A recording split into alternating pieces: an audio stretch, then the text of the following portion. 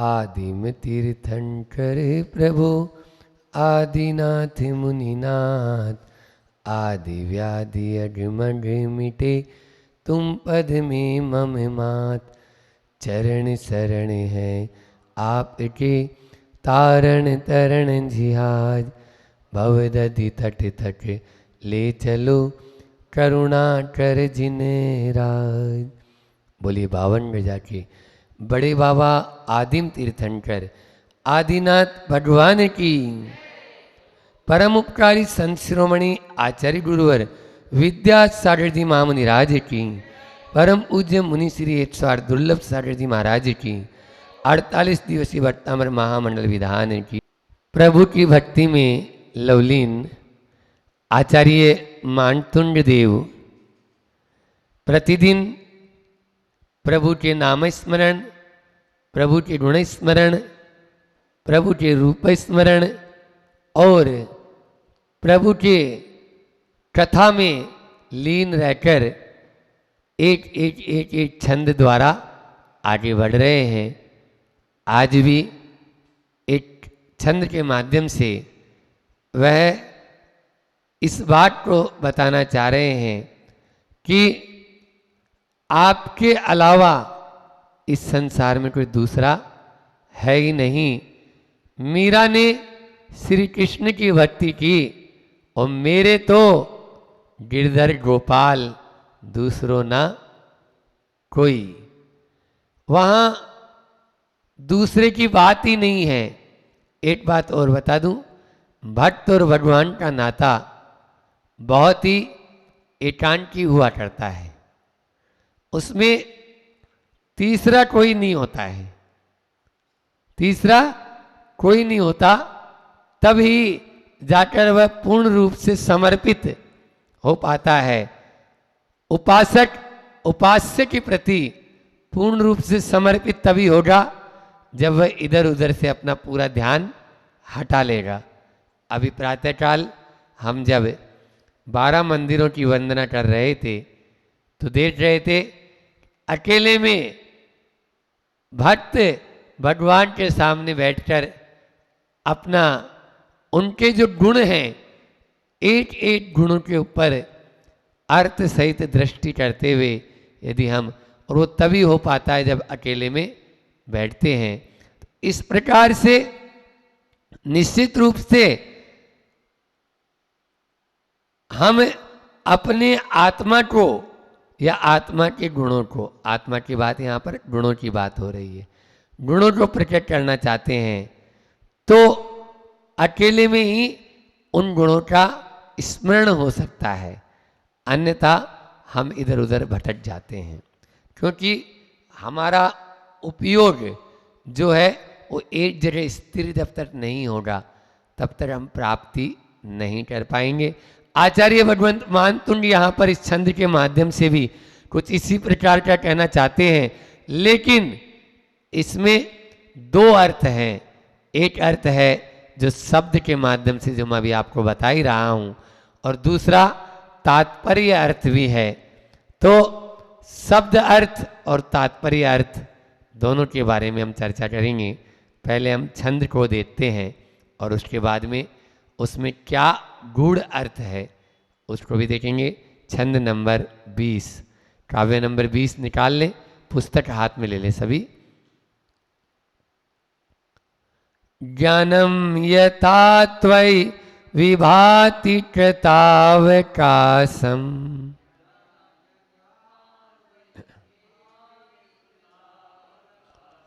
नेवं तथा हरिहरा दिसुनाय केसु,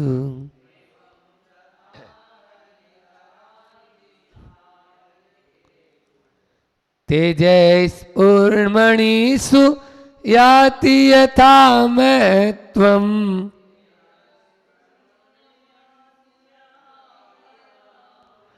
नेवं तुकाच सकले किरणाकुलेपि,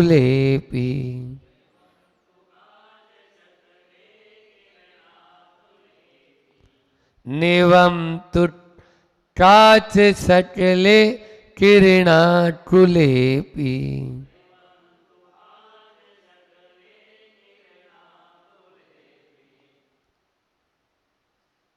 बहुत ही अच्छा अर्थ यहाँ पर उदाहरण के साथ में आचार्य मार्तंड भगवान की ये शैली बहुत ही प्रिय है कि वो हर बात को उदाहरण के माध्यम से समझाना चाहते हैं। और जब उदाहरण कोई भी चीज़ का मिल जाता है तो हमें भी वह बात स्पष्ट हो जाती है। यहाँ पर भी ऐसा ही है। कृतावकाशम, कृतावकाशम का मतलब होता है अवकाश, जिसमें कृत अवकाशम मतलब अब उसमें कोई भी अवकाश बोलने की जरूरत नहीं, संपूर्णता को प्राप्त। कृतावकाशम का मतलब क्या है? पूर्णता को प्राप्त, संपूर्णता को प्राप्त, पूर्ण रूप से जो विकसित हो चुका है।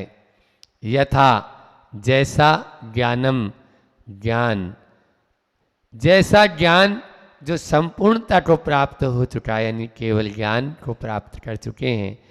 त्वयि, ऐसे आप में विभाति, सुशोभित हो रहा है। हे भगवान, आप में जैसा ज्ञान सुशोभित हो रहा है, वो ज्ञान कैसा है? कृतावकाशम है। अब उसमें कोई गुंजाइश, बोलने की कोई गुंजाइश नहीं छोड़नी है ना। तो ऐसा कृतावकाशम है। एवं वैसा, एवं यानी वैसा, यथा यानी जैसा, बोलते हैं ना जैसा वैसा।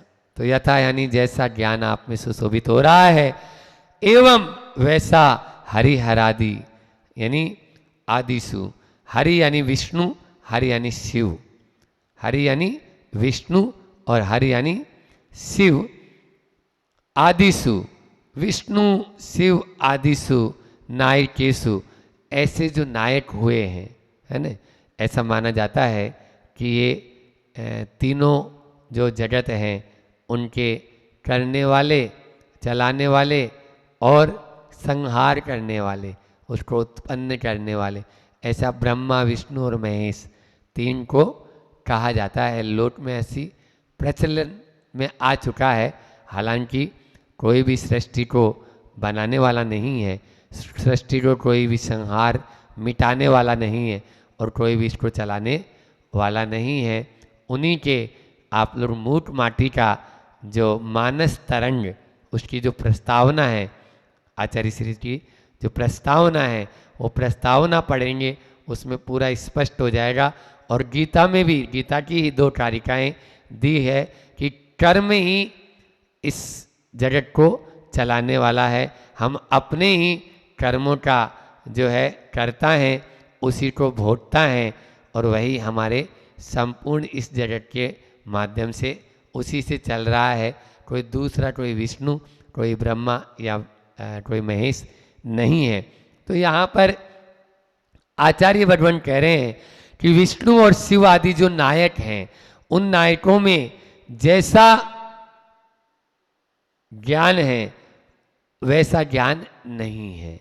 जैसा आप में ज्ञान है, जैसा आपका ज्ञान सुशोभित हो रहा है, जिसमें अब कोई गुंजाइश नहीं रही है, वह केवल ज्ञान जैसा सुशोभित हो रहा है, वैसा हरि हर आदि नायकेशु में सुशोभित नहीं हो रहा है।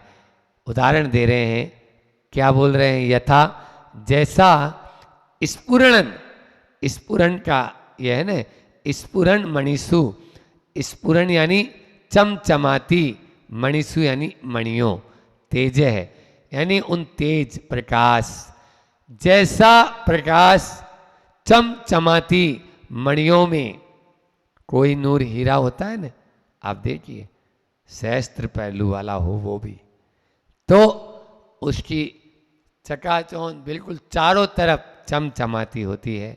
ऐसी मणियों में महत्वम, महत्व को याति प्राप्त होता है, तथा वैसा तू निश्चय से एवं महत्व को वैसा जो प्रकाश है, किरणा कुलेपी, सूर्य की किरणों से कांच सटले चमकते हुए कांच के टुकड़े में न विभाति प्राप्त नहीं होता है। हे भगवान, जैसा ज्ञान आपका है वैसा ज्ञान हरिहरादि के जो नायकेशु हैं उन नायकेशु, उन यानी नायकों में भी नहीं है, उन नेताओं में भी नहीं है। उदाहरण दे रहे हैं, जैसा प्रकाश चमचमाते हुए स्फुरण मणिषु, यानी जो मणियों के अंदर विद्यमान है, वैसा प्रकाश सूर्य के प्रकाश से काच सटलेसु, कांच के टुकड़े में जो चमकता हुआ कांच का टुकड़ा है, क्या वैसा प्रकाश उसमें होगा? जो मणियों में प्रकाश है, क्या वो कांच के टुकड़े में होगा? भले ही वो सूर्य के प्रकाश से चमक रहा है, लेकिन वो प्रकाश नहीं होगा। आप लोग कभी नासिक में अपने दो तीर्थ है ना, गजपंता और मांडीतुंगी, तो इन दोनों तीर्थों के बीच में एक स्थान है MIDC, Maharashtra industrial development corporation, है ना। वहाँ पर एक जो है संग्रहालय है, उसका नाम है, जो आपके माटी है, उस माटी के ऊपर उन्होंने काम किया है। और उस संग्रहालय को बनाया दो युवकों ने जो मामा भांजा थे, और दोनों ही मिलिट्री में रहे। तो ऐसे संग्रहालय में बहुत सारे पत्थर रखे हुए हैं। वह जो संग्रहालय है गारकोटी संग्रहालय, उस संग्रहालय का नाम है गारकोटी संग्रहालय। तो गार यानी माटी, तो माटी में से जो निकला है, गार में से, उसका वो संग्रहालय अपार, मतलब यानी वहाँ पर खजाना है, ये समझ लो आप। तो हमारे जीव कांड में आता है 36 प्रकार की मिट्टियाँ होती है। कितने प्रकार की? 36 प्रकार की मिट्टियाँ होती है। तो वो संग्रहालय दर्शनीय है, देखने लायक है। ऐसे संग्रहालय में बहुत सारे जो चमचमाते हुए रत्न हैं वो भी वहाँ पर है, और एक हरे रंग का और एक मैरून कलर का, दो पत्थर ऐसे हैं जो रात्रि का गाढ़ अंधकार भी होता है, उसमें भी वो बिल्कुल, रेडियम तो कुछ भी नहीं, रेडियम होता है ना आजकल तो कृत्रिम जो बनाया गया है, तो वो रेडियम का प्रकाश जैसा होता है, उससे कहीं अधिक बिल्कुल आपको लगेगा कि लाइट तो नहीं जल रही है, इतना प्रकाश होता है। पहले के मुनि महाराज गुफाओं में रहते थे, और उन गुफाओं में मणियाँ राजा महाराजा दर्शनार्थ आते थे, और रात्रि में किसी भी प्रकार का कोई उपसर्ग आदि न हो जाए, इसलिए वो मणि वहाँ पर छोड़कर चले जाते थे। ऐसे आगम में कई उदाहरण आते हैं प्रथमान योगों में, कि महाराज जी जैसे थे आपके अंजना, जब अंजना को निकाल दिया गया, 22 साल का वियोग उसने सहा, तो वहाँ पर एक गुफा में मुनि महाराज जी विराजमान थे, और वहाँ पर वो मणि का उल्लेख मिलता है। ऐसा कई स्थानों पर उल्लेख आता है। तो इस प्रकार से मैं ये कहना चाह रहा हूँ कि जो मणि में प्रकाश है, जो कोहिनूर हीरे में जो प्रकाश है, वो कांच के टुकड़े में प्रकाश नहीं है। जो केवल ज्ञान आपके भीतर है वह, या जो ज्ञान आपके भीतर है, वह दूसरे अन्य देवी देवताओं में नहीं है। बंधुओं, हमारे यहाँ पर, यहाँ जो मैंने, एक तो ये अर्थ हो गया, दूसरा अर्थ जो मैं बताना चाह रहा हूँ कि इसमें एक तात्पर्य अर्थ भी है, और तात्पर्य अर्थ ये है कि भगवान के ज्ञान में जो है वो अनेकांत और शाद्वादवाद, या जो भगवान के द्वारा जो प्रतिपादित तत्व है, वो तत्व हमें इस बाहरी जो है तत्व से, आप बताइए, कोई भी आचार्य मानतुंड ऐसे तो नहीं होंगे जो अकेले केवल आदिनाथ की स्तुति करेंगे और अन्य दूसरे की नहीं करेंगे। ऐसा तो नहीं। तीर्थंकरों की 24 तीर्थंकर हैं, और उनकी स्तुति नहीं करेंगे। इसलिए उन स्तुति के लिए, कैंसिलेशन के लिए या उनके निराकरण के लिए मेरे मन में यह अर्थ भी निकला कि हमारे भगवान ने जो तत्व प्रतिपादित किया है वो अनेकांत रूपी तत्व प्रतिपादित किया है, और अनेकांत जहाँ होता है वहाँ पर कोई भी झगड़ा है ही नहीं, क्योंकि एकांत में आग्रह होता है और अनेकांत में समन्वय। आग्रह जहाँ होता है वहाँ पर क्लेश होता है, वहाँ पर कलह होता है, और जहाँ समन्वय होता है वहाँ पर कोई भी, तो हमारे यहाँ पर तो जितने भी दर्शन हैं उन दर्शनों को समन्वित किया है, समन्वित किया है, ठीक है ना। किसी भी, क्योंकि अनेकांत में, मैंने अभी मूठ माटी में ही बताया था, अनेकांत ही की बात करता है, भी की बात करता है, और एकांत ही की बात करता है। जहाँ पर ही है, मैं ही ठीक हूँ, यदि ऐसा आप सोचेंगे तो वहाँ पर निश्चित रूप से कलह होगा, झगड़ा होगा। और मैं भी ठीक हूँ, आप भी ठीक हैं, यदि आपके परिणाम होंगे तो कभी भी झगड़ा और क्लेश नहीं होगा। आचार्य मार्तंड के इस श्लोक के माध्यम से कि ज्ञानम यथा त्वयि विभाति कथावकाशम, अब आपके ज्ञान में कोई भी अवकाश नहीं रहा है। संपूर्ण ज्ञान वहीं हो सकता है जहाँ वीतरागता होती है, जहाँ पर वीतरागता होती है। वीतरागता जो रागी द्वेषी देवी देवता होते हैं उनमें राग है, और यहाँ पर वीतरागता है, और वीतरागता होने पर ही केवल ज्ञान की उत्पत्ति हो सकती है। आप देख लीजिए, केवल ज्ञान नीचे की भूमिका में कभी भी उत्पन्न नहीं हो सकता है।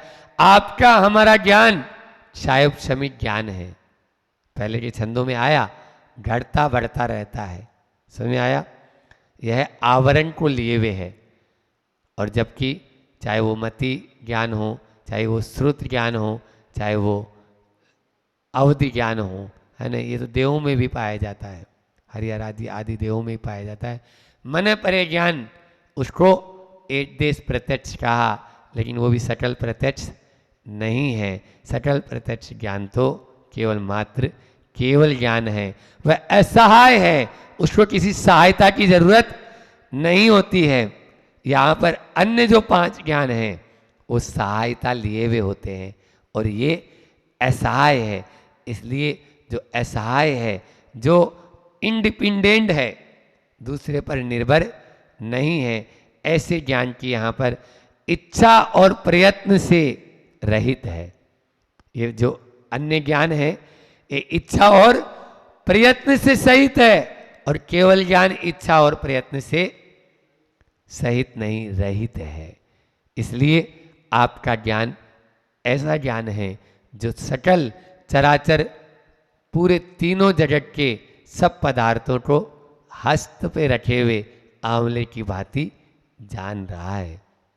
हे भगवान, आपका ज्ञान ही संसार के दुखों को, संसार के कष्टों को मिटा सकता है। बाकी किसी भी ज्ञान में ऐसी शक्ति नहीं है। बाकी ज्ञान कांच के टुकड़े की तरह है, और आपका ज्ञान कोई नूर हीरे की बात, मणि की भांति है, मणि की भांति है।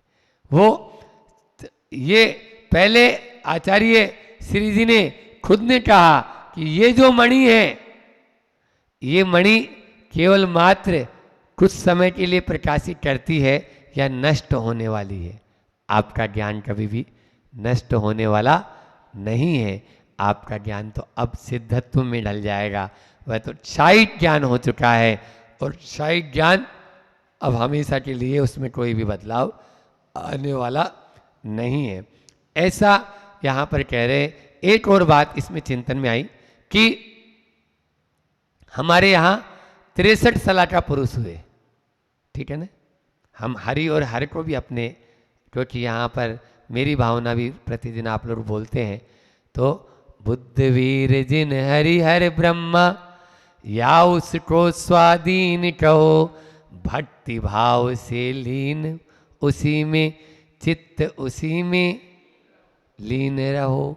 वंदे तद्गुण लब्धे, हम आपके ही इन गुणों को प्राप्त करना चाहते हैं भगवान।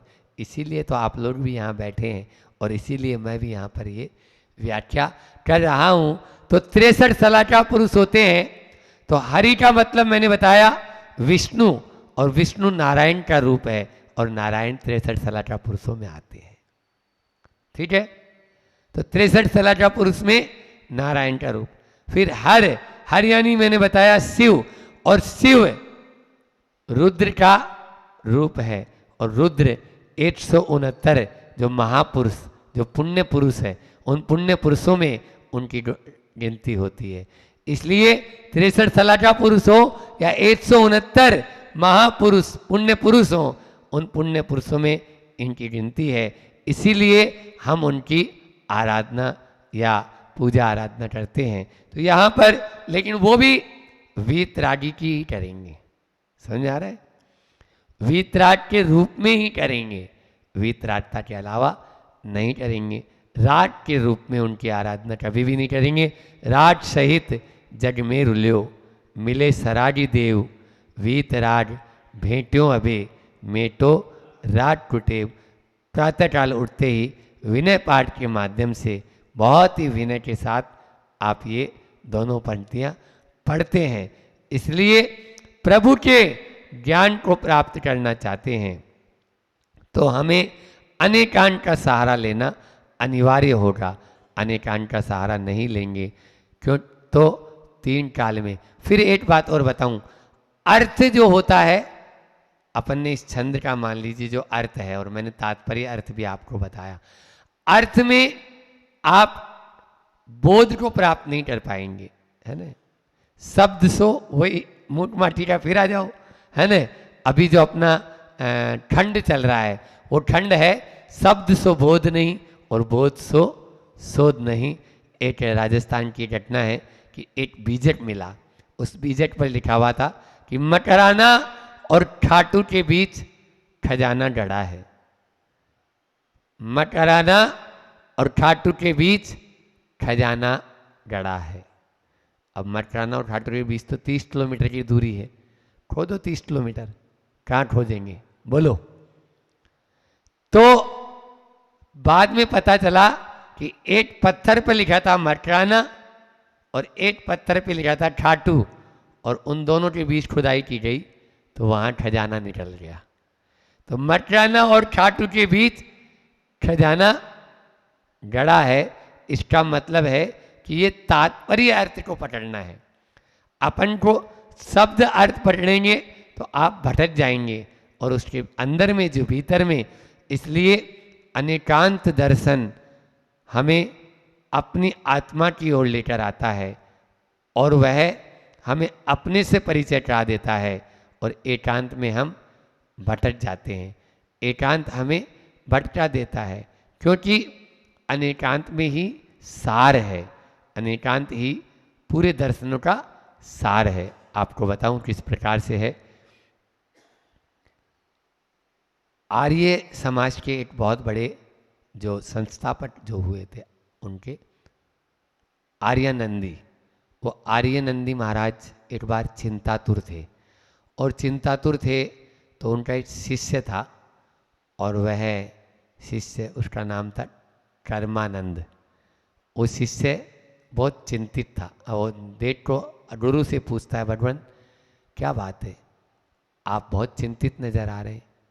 तो वो जमाना था जब आर्य समाज और जैन समाज के साधुओं में खूब शास्त्रार्थ हुआ करते थे, और पंडितों में शास्त्रार्थ के माध्यम से एक दूसरे का खंडन मंडन चलता रहता था। अब आर्यानंदी महाराज बोलते हैं कर्मानंद को कि मेरे जाने के बाद में इस दर्शन का क्या होगा, जो एक ये दर्शन है आर्य समाज का और बौद्ध दर्शन, इस बुद्ध दर्शन का, बौद्ध दर्शन का क्या होगा आगे, कुछ भी समझ में नहीं आ रहा।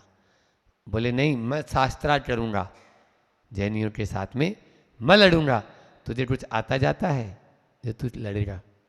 मैं जैनियों का एक एक शास्त्र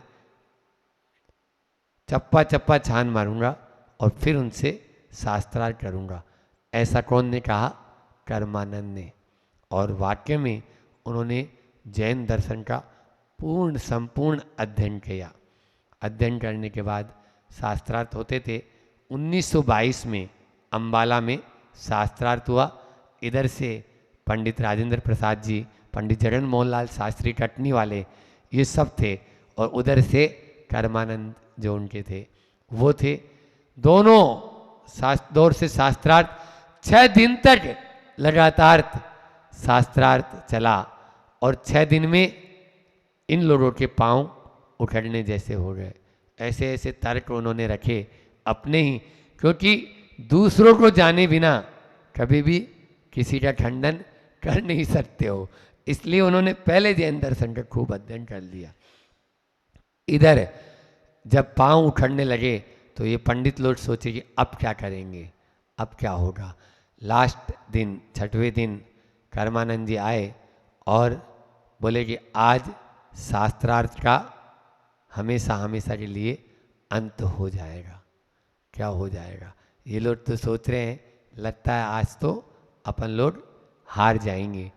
लेकिन जैसे ही कर्मानंद जी बोले कि आज शास्त्रार्थ का हमेशा हमेशा के लिए अंत हो जाएगा, इन 6 दिन में मैंने ये जान लिया और समझ लिया है कि जैन दर्शन से बढ़कर कोई दर्शन नहीं और जैन धर्म से बढ़कर कोई धर्म नहीं है।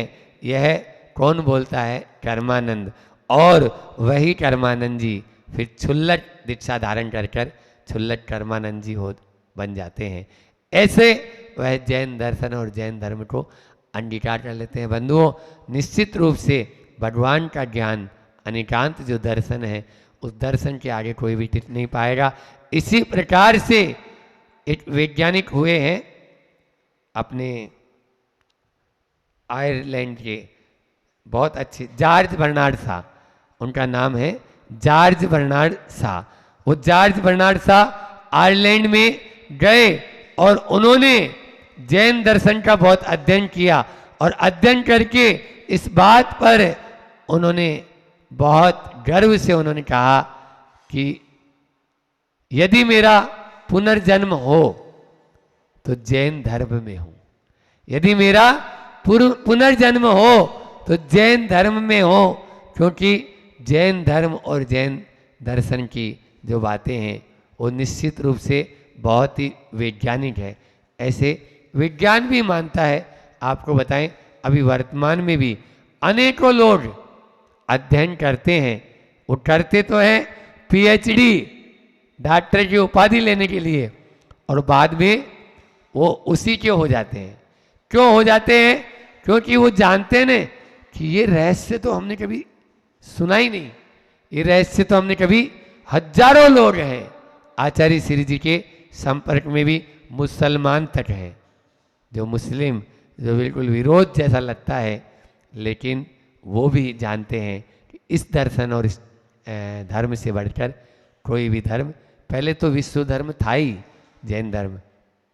रीवा यूनिवर्सिटी के कुलपति प्रमाण सागर जी महाराज के संपर्क में वो आए थे कलकत्ता, महावीर जयंती में उनका दीक्षा दिवस था, और उन्होंने बेबाक, वो जन्म से भले ही जैन नहीं, एडीएन वाजपेयी उनका नाम था, डॉक्टर एडीएन वाजपेयी, उन्होंने बोला मुझे